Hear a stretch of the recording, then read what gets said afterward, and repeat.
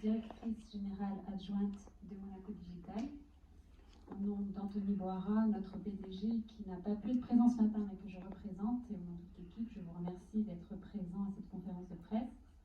Alors, tout d'abord, quelques mots sur Monaco Digital. Monaco Digital est une ESN qui est née il y a un peu plus de 10 ans en principauté, d'abord sous le nom d'Avant-Garde, dans le but de développer pour les entreprises de Monaco et de la région PACA l'ensemble des services qui permettraient aux entreprises de développer leurs services numériques. Donc, au cours de ces années, on a développé nos offres et on les a professionnalisées. On a changé de nom aussi pour rendre ces offres plus lisibles. On est devenu successivement Monaco Informatique Service, puis Monaco Digital. Et nous représentons aujourd'hui 235 personnes, basées principalement en principauté de Monaco, dans le quartier de Fontvieille, sur 1600 m², avec des agences aussi en France, dans la région proche. Au cours du développement de notre offre sur les services digitaux, nous avons très rapidement vu la nécessité pour les entreprises, aussi bien publiques que privées, de les aider à développer leur socle de sécurité pour pouvoir développer leurs services numériques. C'est pourquoi, au milieu de l'ensemble de nos centres de services, nous avons créé en 2015 un centre de services dédié à la cybersécurité.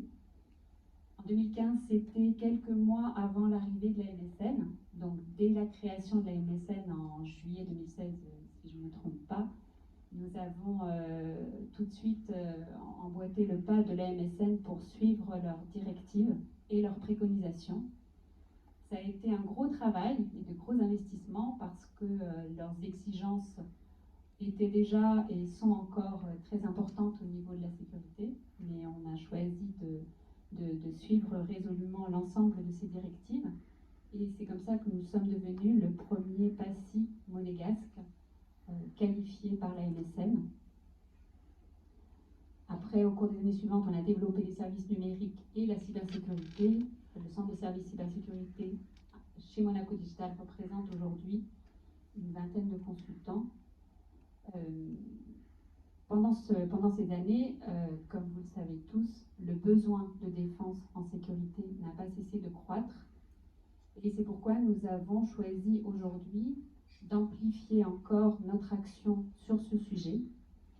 Et l'annonce que je suis heureuse de faire aujourd'hui, c'est la création d'une société à part entière, un pure player de la sécurité, dont le nom est Monaco Cybersécurité, et qui va être une société à part entière dédiée à la sécurité pour les entreprises de Monaco et de la région, quelle que soit leur taille et leur domaine d'activité.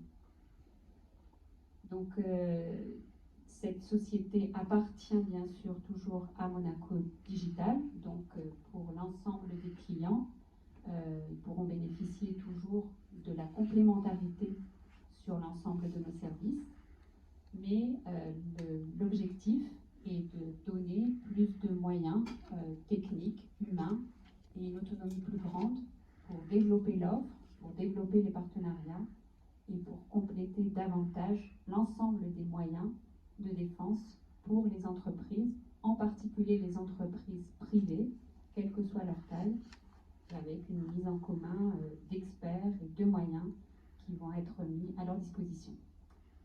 Donc, pour cette construction, et dans le cadre de notre accroissement d'expertise, nous avons demandé à l'amiral Riban, nous avons proposé à l'amiral Riban de nous rejoindre pour cette construction.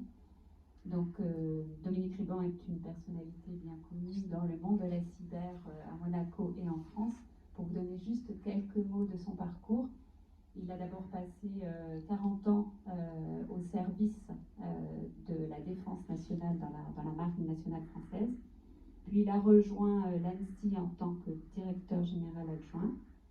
Et en 2016, Monaco l'a contacté pour lui proposer de participer à la création de l'Agence monégasque de sécurité numérique, la MSN.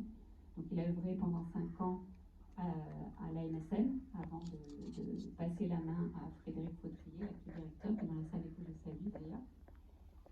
Et nous lui avons donc proposé de participer à cette nouvelle aventure, ce nouveau challenge. Et donc ça fait 2 mois aujourd'hui qu'il œuvre avec beaucoup d'assiduité pour participer à cette création. Et donc je vais lui passer la parole pour qu'il nous donne ses premières impressions. Merci Françoise. Merci d'être présent. Vous m'entendez bien?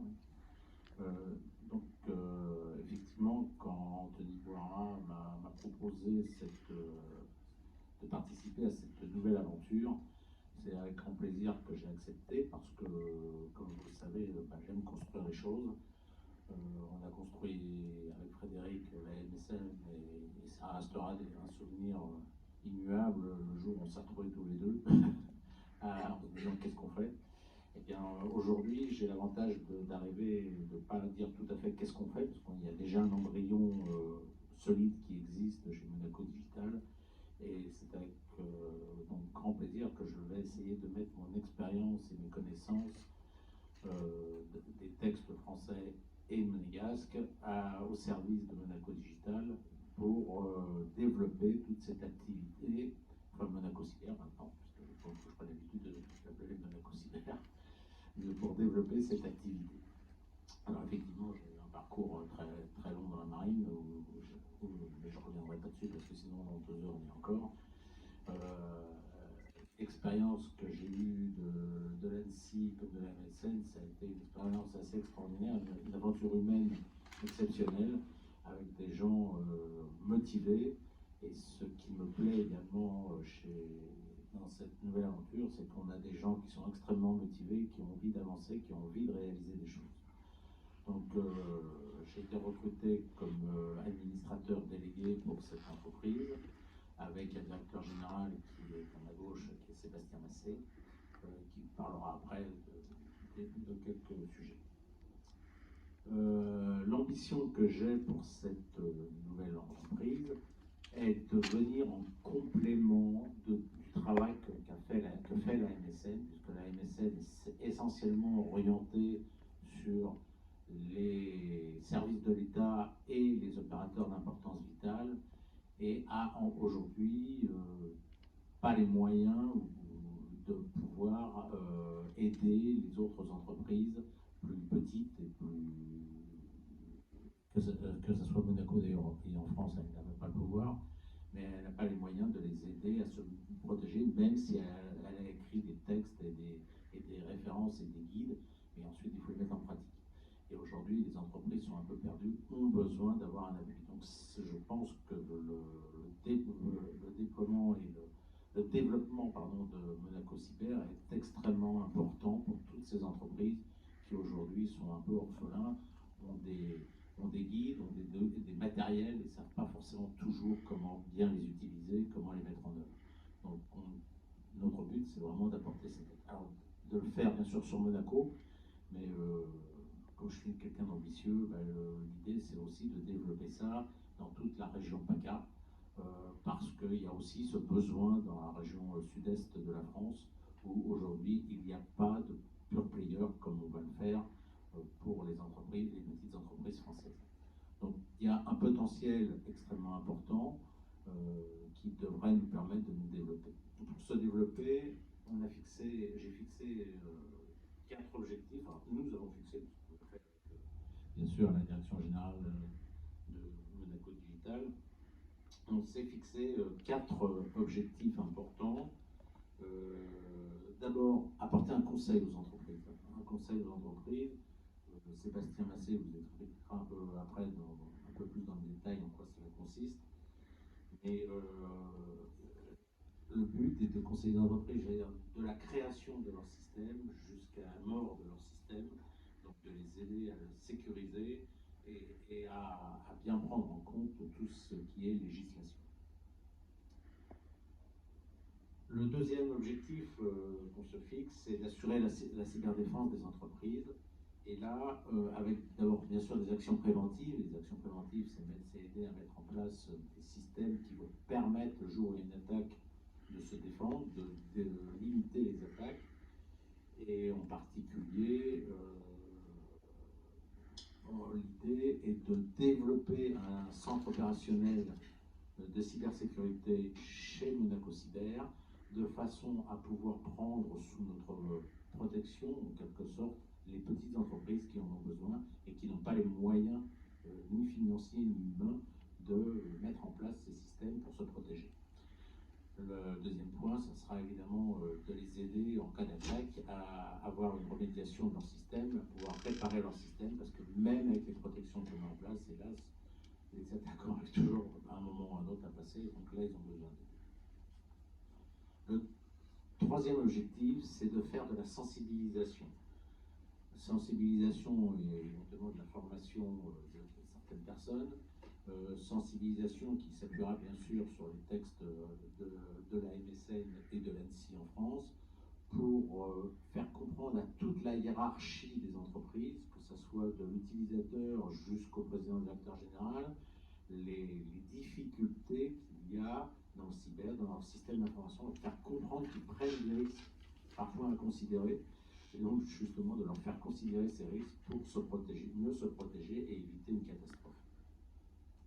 Enfin, le dernier point, le dernier objectif, c'est de développer un écosystème favorable à la confiance dans le numérique. Pour cela, on va bien sûr travailler de concert, j'allais dire sous les ordres, oui, quasiment, de la MSN sur certains sujets, mais également avec des partenaires industriels, de façon à avoir des matériels fiables, de confiance, que l'on puisse recommander, voire faire installer chez nos clients, dans les entreprises, et également avoir des partenaires éventuellement internationaux. Je pense en particulier à l'ANSSI, au C2RC qui est à Toulon, donc qui est un centre cyber justement qui a pour vocation d'aider les entreprises en cas d'attaque, mais également de faire partie d'associations telles le FIRST, qui est un forum de centre de réponse à incidents international, qui comprend, alors je ne sais jamais le nom parce que ça change tous les jours, mais aujourd'hui c'est 600, près de 600 personnes, j'étais resté à 500, bon voilà, ça augmente. Et donc, mais l'avantage de ce forum, c'est qu'il y a beaucoup d'échanges internationaux sur les attaques, sur les remédiations, etc., et qui donc nous permettront d'accroître les compétences et donc l'aide qu'on pourra apporter aux entreprises. Le maître mot, et je termine là-dessus, pour moi, c'est proximité des entreprises, réactivité, c'est-à-dire que lorsqu'une entreprise est attaquée, il faut répondre très vite, établir des liens de confiance très forts avec les entreprises, pour moi, c'est essentiel. Voilà. Et donc, ces points-là, je pense qu'il faut qu'on les développe, que ça soit notre maître mot et qu'on avance. Je vais maintenant laisser la parole à Sébastien qui va vous présenter un peu plus dans le détail comment on va décliner ces objectifs. Merci Dominique. Bonjour à tous. Donc effectivement, comme Françoise a pu vous l'expliquer, Monaco Cybersécurité va s'appuyer sur toute l'expérience qu'on a pu acquérir autour de ces 6 dernières années dans le développement de nos offres de cybersécurité. Donc je dirige ces activités depuis maintenant 6 ans au sein de Monaco Digital. L'évolution va se faire également en s'appuyant sur les valeurs fondamentales dont vient de parler Dominique, qui sont effectivement à la fois l'expertise, la confiance, parce qu'il est nécessaire effectivement de créer ce lien de confiance avec les entreprises, la réactivité, on est un acteur aussi de proximité, on se doit d'être réactif vis-à-vis des entreprises et puis aussi vis-à-vis de cette activité de cybersécurité, et aussi la qualité de nos services et la qualité des offres qu'on peut proposer à nos clients. Donc c'est extrêmement important. On a vocation, et donc au travers de nos offres, d'accompagner les entreprises dans la sécurisation de leur système d'information, mais également, comme l'avait précisé tout à l'heure Françoise, dans le développement des usages numériques. On a aujourd'hui une nécessité d'accompagner ce développement. Les entreprises vont de plus en plus sur la numérisation de leurs activités. Il est important de pouvoir y intégrer de la sécurité dès la conception, et c'est ce qu'on va essayer de faire au travers de nos offres, et notamment nos offres qui vont être déclinées sur 4 piliers fondamentaux sur lesquels je vais revenir en détail. Le premier pilier, c'est la notion de protection. Protéger les entreprises, effectivement, au travers de différents accompagnements qu'on va pouvoir proposer, et encore une fois, un accompagnement qui peut être technologique ou organisationnel. On a aujourd'hui la conviction qu'il est important de pouvoir accompagner le développement des usages en intégrant de la sécurité et pas uniquement en déployant des mesures de technologie au sein des systèmes d'information qui vont certes avoir une utilité, mais qui ne sont pas suffisantes. Donc c'est extrêmement important de pouvoir intégrer la sécurité dès la conception et au travers de nos offres de conseil que nous développons depuis quasiment 6 ans. On va continuer à développer cette expertise, développer différentes expertises en collaboration également avec Monaco Digital qui accompagne également les entreprises dans la transformation numérique en intégrant cette sécurité. Donc c'est le premier volet qui est important et sur lequel on va continuer à développer nos compétences. Le deuxième volet, c'est toute la notion d'audit. Encore une fois, comme l'a dit Françoise précédemment, nous sommes le premier acteur qualifié PASI en principauté, donc on est qualifié sur l'ensemble des portées depuis 4 ans maintenant. Donc ça veut dire 2 choses. La première, c'est qu'on a continué à travailler sur notre expertise, sur les différents volets, qu'ils soient organisationnels ou techniques, avec notamment des capacités de réaliser des tests d'intrusion ou des activités d'audit beaucoup plus techniques. C'est une activité qu'on va continuer à développer, notamment au travers, on l'espère, de l'obtention de cette qualification, non seulement à Monaco que nous avons aujourd'hui, mais également en France, à la qualification ANSSI cette fois-ci, qui nous permettra d'adresser l'ensemble des acteurs, que ce soit des acteurs privés ou des acteurs du secteur public. On a une réglementation qui évolue également très rapidement à Monaco et en France. Ces équipes sont également en capacité d'accompagner les entreprises dans la compréhension de ces réglementations et dans la mise en œuvre des différentes mesures, dans leur évaluation par rapport à cette réglementation, pour être en mesure d'implémenter et de se mettre en conformité. Donc c'est quelque chose qui est également important et qui est totalement complémentaire à nos activités de conseil. Le troisième point, c'est le volet de détection. Aujourd'hui, on a encore trop d'entreprises qui imaginent que déployer des solutions technologiques est suffisant pour sécuriser un système d'information. Je vais peut-être le répéter, mais on a la conviction que c'est nécessaire, mais pas suffisant. Ça veut dire quoi? Ça veut dire qu'aujourd'hui, il y a beaucoup d'entreprises qui déploient des technologies, mais qui n'ont pas des mesures organisationnelles, des personnes qui sont en capacité d'opérer ces systèmes et donc de surveiller les systèmes d'information et les technologies qui sont déployées. Au travers notamment de la création d'un SOC, donc Security Operation Center, ou Centre opérationnel de la sécurité, si on veut trouver un terme français, nous aurons la possibilité de proposer à nos clients d'effectuer cette surveillance pour justement être en capacité de détecter les différents événements de sécurité qui pourraient survenir sur le système d'information. Donc c'est extrêmement important parce que le développement des usages aujourd'hui s'accompagne de multiples technologies, qu'elles soient installées sur le site des clients ou, on le voit de plus en plus, et on le verra sur ce salon également, des technologies qui sont déportées sur le cloud. On a de plus en plus aussi de collaborateurs qui vont se connecter sur les systèmes à distance. La pandémie que nous sommes encore en train de vivre en est effectivement une bonne image, et du coup les risques qui pèsent sur les systèmes d'information sont de plus en plus variés. Donc c'est important aujourd'hui d'être en capacité de surveiller ces systèmes d'information, de les surveiller de façon opérationnelle avec des équipes qui vont avoir différents niveaux de services proposés à nos clients, pouvant aller jusqu'à du 24/24, 7/7, bien entendu, pour être en capacité de détecter ces événements. Donc ça, c'est vraiment, au travers de cette construction de SOC, c'est vraiment à ce besoin qu'on cherche à répondre. Également, on accompagnera ce développement avec des systèmes qui vont permettre de faire la veille et l'alerting, qui sont complémentaires en fait à nos activités de SOC. Le dernier volet, qui n'est pas le moindre, c'est l'activité de réponse à incident. Comment réagir à un incident? D'abord, il faut y être préparé. Alors, c'est effectivement ce qu'on réalise depuis maintenant un certain nombre d'années, et ce qu'on essaye d'accompagner au travers de nos missions nos clients, c'est d'être en capacité de se préparer à un incident. Comment répondre à un incident? Encore une fois, sur un volet qui va être plutôt technologique, mais également organisationnel. Comment gérer une crise, comment communiquer. L'élément de communication est extrêmement important dans une gestion de crise. Nous allons proposer au travers de nos offres, justement, un abonnement en fait à une équipe qui s'appelle une équipe de réponse à incident, qui va permettre, suivant un niveau de service, à nos clients de disposer de capacités de réponse à incident, permettant de les accompagner sur différents volets lorsque cet incident va survenir. À la fois sur la préparation et bien entendu sur la réponse, la rémédiation et la reconstruction. Il est extrêmement important aujourd'hui d'être en capacité, puisqu'un incident va nécessiter des actions à la fois de rémédiation, mais également de rémédiation, de reconstruction, excusez-moi, qu'il est nécessaire de prévoir et sur lesquels une organisation doit être mise en place. Voilà.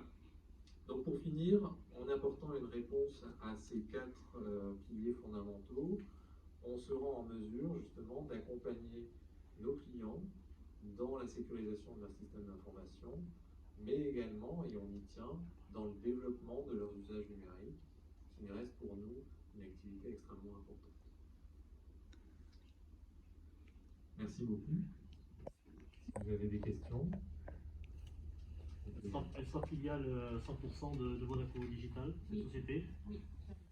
Et au niveau de la gouvernance, le chiffre d'affaires attendu, le nombre de salariés. Illimité. Ah oui. Au niveau de la gouvernance, on a créé un comité d'administration avec les membres de la direction de Monaco Digital et l'administrateur et la direction générale de Monaco Cybersécurité. Et bien sûr, Monaco Cybersécurité aura ses organes propres de direction opérationnelle. Au niveau du nombre de salariés et du chiffre d'affaires, on est en train de construire les projections, puisque vous l'avez compris, les ambitions sont importantes. Le nerf de la guerre aujourd'hui, c'est le recrutement, donc on ne se donne pas de limite au niveau du recrutement. On se donne par contre des exigences fortes sur la qualité, les qualités aussi bien les qualités techniques qu'humaines de nos salariés, comme on le fait habituellement. Sur le chiffre d'affaires, je reviens à ma question. On vous communiquera des prévisions de chiffre d'affaires ultérieurement. Pour l'instant, on n'a pas fixé d'objectif encore. On est en train de le faire pour l'année prochaine. Ni en nombre d'entreprises, vous avez forcément un business plan. Donc au niveau des entreprises, le nombre d'entreprises. Alors, oui, aujourd'hui, on a effectivement certains éléments. En nombre d'entreprises, on adresse essentiellement des acteurs qui peuvent être sur la place monégasque des entités publiques ou des acteurs privés. On a une cinquantaine de clients aujourd'hui, notamment sur Monaco. On en a à peu près l'équivalence en France, avec lesquels on travaille. Voilà, pour revenir sur les éléments financiers, je pense que pour le chiffre d'affaires, on part aussi sur le chiffre d'affaires actuel du centre de service. On sait ce qu'on va réaliser en 2021. Oui, en termes de chiffre d'affaires, aujourd'hui, ça représente 2 millions, un peu plus de 2 millions d'euros sur l'exercice 2021. L'objectif, c'est 3. Oui, il y a d'autres. Vous évoquiez le nombre d'incidents auxquels vous vous préparez à faire face sur Monaco. Justement, quels sont-ils les principaux? Aujourd'hui, c'est plutôt à l'aide de répondre. Non, Parce que je peux te dire, toi, oui, l'incident qu'on a pu traiter aujourd'hui au centre de service. Ouais, depuis le début de l'année, on a traité une quinzaine d'incidents qui peuvent être assez petits comme assez importants en fait en termes de criticité. Un incident de sécurité peut paralyser une partie du système d'information et malheureusement, parfois, et c'est pour ça que je parlais tout à l'heure de reconstruction, paralyse totalement l'entreprise avec l'ensemble de son système d'information qu'il faut reconstruire. Donc, malheureusement, ce chiffre a tendance à évoluer et à croître pour 2 raisons. La première, c'est qu'il y a encore une maturité qui est assez faible pour certaines entreprises. Et donc, du coup, une attaque compromet très rapidement l'ensemble du système d'information. C'est-à-dire que n'ayant aucune mesure de sécurité, la propagation d'un ransomware par exemple, n'est pas arrêtée, donc l'ensemble du système d'information va être complètement chiffré. Il va falloir le reconstruire. Et puis on a des entreprises qui commencent à intégrer justement et à être de plus en plus matures, où là on va arriver à circonscrire un incident, à le limiter à un périmètre du système d'information, et forcément la réponse va être beaucoup plus rapide aussi pour le métier, hein, parce que ce qui est important et l'importance de savoir réagir à un incident, c'est plutôt la capacité de l'entreprise à avoir une résilience dans son activité, à redémarrer ses activités le plus rapidement possible. Je pense qu'aujourd'hui, il y a aussi beaucoup d'entreprises qui ne se signalent pas, leurs incidents, simplement parce que soit ils ne s'en rendent pas compte, des fois, soit parce qu'en fait, ils ne savent pas vers qui se tourner. D'où l'utilité de créer cette entreprise spécifique cyber qui va pouvoir au moins dire coucou, il y a quelqu'un qui peut vous aider, n'hésitez pas à les prévenir. Je pense que de ce fait, on aura beaucoup plus le nombre va augmenter, mais simplement parce que les gens le diront, nous le diront, alors qu'aujourd'hui, il n'existe pas. Alors évidemment, pour les petites entreprises, il n'y a pas d'obligation de rendre compte qu'ils ont été attaqués, mais souvent, ils sont un peu comme une poule qui retrouve un couteau dans un truc et ils ne savent pas trop quoi faire, ou ils payent des rançons, des choses comme ça, alors qu'ils pourraient ne pas le faire.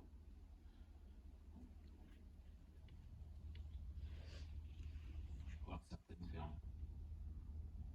Sur la typologie des entreprises, justement, qui devraient prioritairement se protéger, on retrouve quel type d'entreprise? Alors malheureusement, on va répondre toute entreprise. Je prends des exemples, mais le fleuriste du coin, par exemple, qui a son site internet. Ouais. Je pense qu'il faut réfléchir un peu différemment, c'est-à-dire qu'aujourd'hui, on voit que de plus en plus d'entreprises développent en fait leur activité en utilisant en fait le numérique. Et c'est ce volet-là, cette transformation-là, qui fait finalement qu'il est de plus en plus important de sécuriser. Plus vos activités vont reposer en fait sur un système d'information, plus vous allez courir un risque si ce système d'information est impacté. Alors on va prendre des exemples qu'on a eu sur lesquels l'activité de l'entreprise n'est absolument pas une activité informatique, mais l'informatisation et la numérisation de toute son activité, que ce soit l'émission des devis, la logistique, la partie ERP, la gestion même de l'entreprise reposant sur le système d'information, lorsque celui-ci n'est plus fonctionnel, l'entreprise s'arrête de fonctionner, alors qu'elle n'a pas forcément une activité informatique.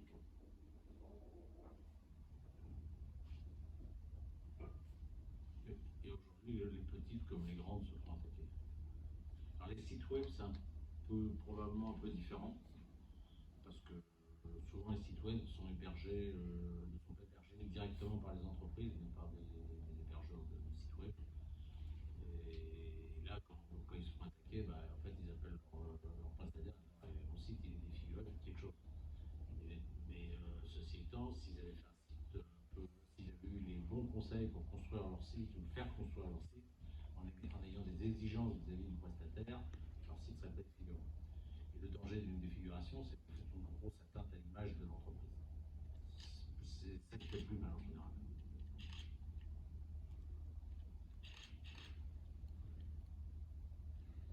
Autre question?